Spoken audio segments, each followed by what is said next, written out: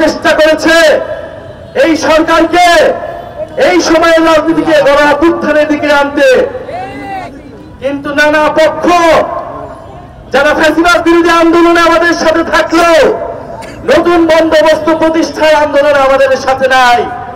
তারা পুরনো বন্দোবস্তের পক্ষে আছে, পুরনো বন্দোবস্ত টিকিয়ে রাখার জন্য তারা সবকিছুই করে যাচ্ছে।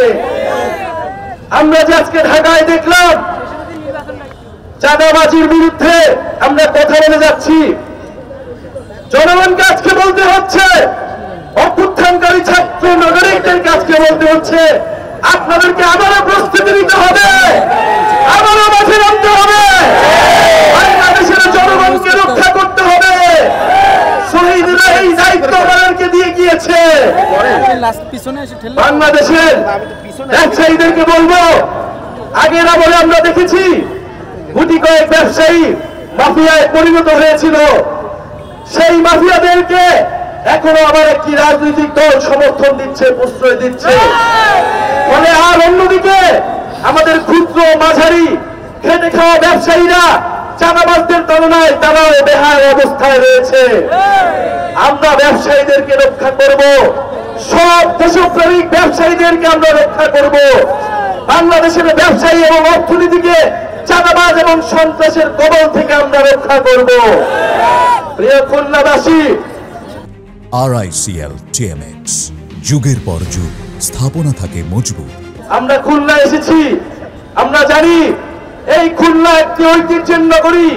এই খুলনা আজকে প্রতিষ্ঠিত হয়নি, যুগ যুগ ধরে খুলনা এই বঙ্গ অঞ্চলে শিল্প নগরী হিসেবে প্রতিষ্ঠা পেয়েছিল, কিন্তু সেই শিল্পগুলো একের পর এক বন্ধ করে দেওয়া হয়েছে। অবশ্যই সেই শিল্প প্রতিষ্ঠানগুলোকে আবারও প্রতিষ্ঠা করতে হবে, আবারও কাঠকল চালু করতে হবে, ন্যায্য মজুরি দিতে হবে।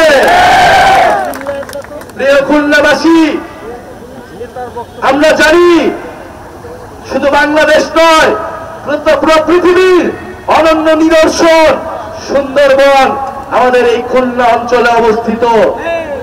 রামপাল বিদ্যুৎ কেন্দ্র করে এই সুন্দরবনকে ধ্বংসের পায়তারা করা হয়েছিল। সেই ভারতের স্বার্থ রক্ষা করার জন্য রামপাল বিদ্যুৎ কেন্দ্র প্রতিষ্ঠা করা হয়েছিল। বিভিন্ন দুর্যোগে আমরা দেখেছি এই খুলনা অঞ্চল, এই সুন্দরবন কিভাবে তার বেহাল দশায় পতিত হয়েছে। অথচ এই সুন্দরবন শত শত বছর ধরে এই বদ্বীপের মানুষকে ঢাল হিসেবে পাহারা দিয়ে গিয়েছে, আমাদেরকে রক্ষা করে গিয়েছে। এই সুন্দরবনকে আমাদের রক্ষা করতে হবে। এই সুন্দরবন আমাদের